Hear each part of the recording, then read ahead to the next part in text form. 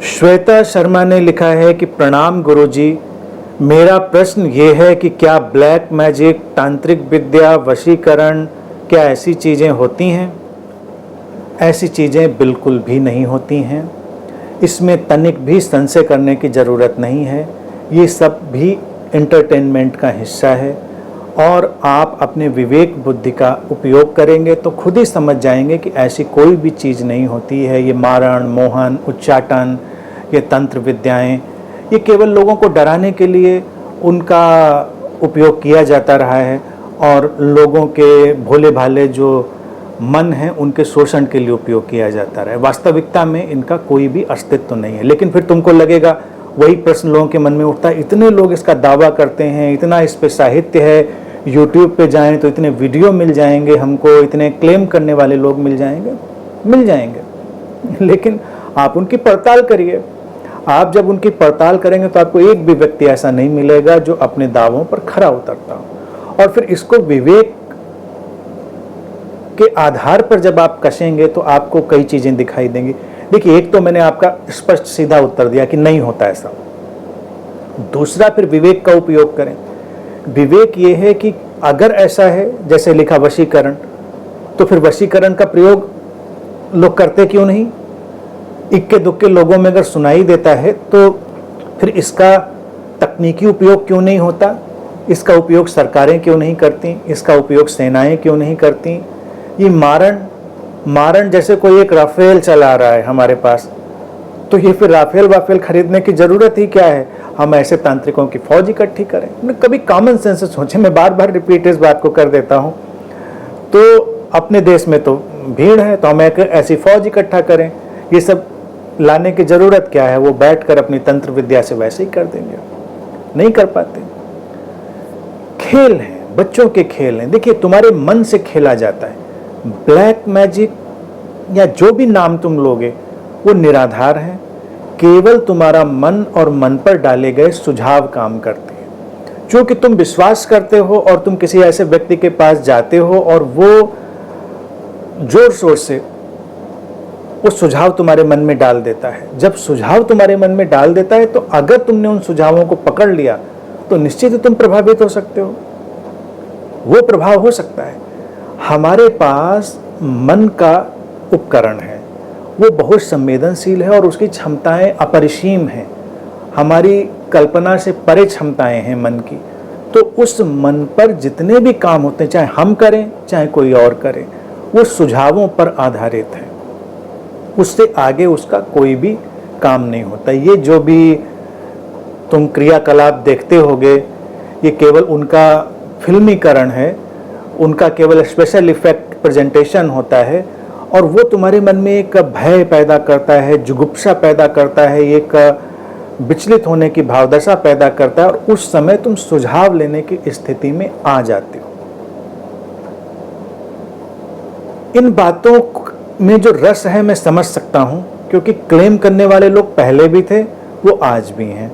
और अब तो सोशल मीडिया का ये वातावरण आ गया है, तो सोशल मीडिया में ऐसे लोग आ गए हैं। लेकिन मनुष्य की समस्या क्या है सबसे बड़ी, कि कोई भी इनकी जांच पड़ताल करना नहीं चाहता, कोई भी इनकी तहकीकात करना नहीं चाहता। अब देखिए क्या होता है कि बहुत सारा ऐसा ढंग और ढांचा है जिसको हम अपने मानसिक क्रियाकलापों से समझ सकते हैं। जैसे कल एक प्रश्न पूछा मित्र ने कि क्या एनलाइटनमेंट या बुद्धत्व की समझ भी समय के साथ विकसित होती है? तो मैंने कहा था हाँ, होती है। अब वो इस संदर्भ में उसको समझें। कभी कभी तमाम चीजें हैं, उनको समझाने के लिए व्यक्ति के पास ठीक समझ नहीं हो सकती है कि जो परंपरा में चला रहा है व्यक्ति उसी के अनुसार वो बात रख देता है, या उसका अंतर्मन खुद ही उस चीज में विश्वास कर रहा है तो उसको वो उस तरह से समझ लेता है। लेकिन जब कभी कोई शरीर मन किसी भी बोध को उपलब्ध हुए व्यक्ति का एक निरंतर विकास की यात्रा में होता है, तब वो फिनोमेना जो पहले समझ में नहीं आ रहा होता था उसको वो नए सिरे से समझ सकता है। जब कई फिनोमेना हम नहीं समझ पाते हैं तो उनको हम कई कई नाम दे देते हैं। उसीलिए ये सब तंत्र मंत्र जो विकसित हो गया, उसके पीछे यही तिल था जिसका ताड़ बन गया। अब किसी व्यक्ति का सुझाव किसी के ऊपर प्रभाव डाल सकता है, तो इस प्रक्रिया को समझाना या समझना बहुत जटिल हो सकता है कि हुआ क्या। तो जिसने बिलीव किया उसने माना कि अच्छा इसने तंत्र किया था, इसको कोई विद्या आती थी, इसको कोई ज्ञान आता था। कई बार जैसे मैंने ऐसे लोग भी देखे, उनके साथ कुछ ऐसी घटनाएं घट जाती हैं, हीलिंग की घटनाएं घट जाती हैं, या कुछ चमत्कारिक उनको स्वास्थ्य उपलब्ध हो जाता है।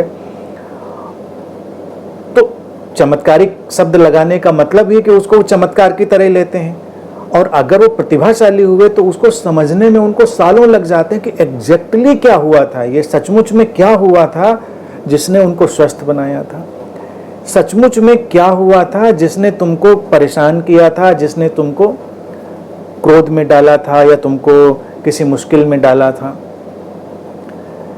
ये सब ऐसे फिनोमेना हैं। हम बहुत ही सूक्ष्म और स्थूल जगत के एक ऐसे वातावरण में रहते हैं। सूक्ष्म का मतलब फिर उसको रहस्यमय ना बनाएं।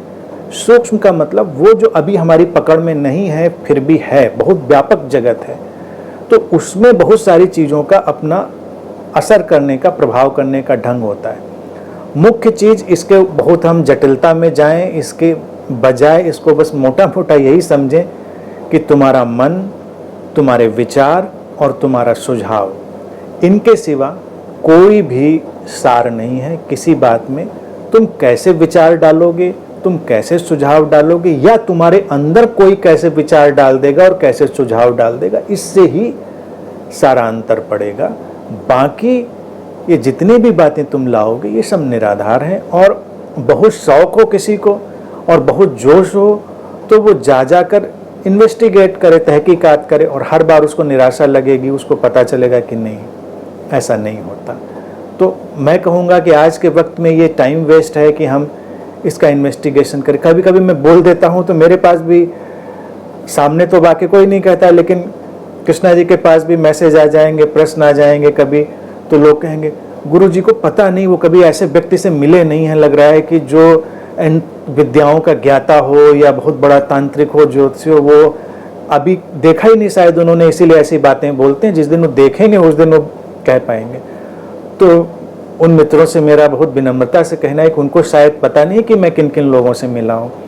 जो लोग बड़े बड़े क्लेम करने वाले हैं वो आके मुझसे टकराते रहे हैं, और उसके बाद मुझसे खुद ही कन्फेस करते रहे हैं कि ये सब कुछ नहीं। तो जब मैं बात कहता हूँ तो बहुत प्रामाणिकता से और बहुत जिम्मेदारी से बात कहता हूँ, ये यूं ही तीर तुक्का नहीं है। आप यकीन करें, अपने विचारों पर काम करें, अपने मन को समझें, सुलझाएं, अपनी संवेदनशीलता और सजगता को बढ़ाएं। उससे बड़ा उपकरण तुम्हारे पास और कुछ भी नहीं है।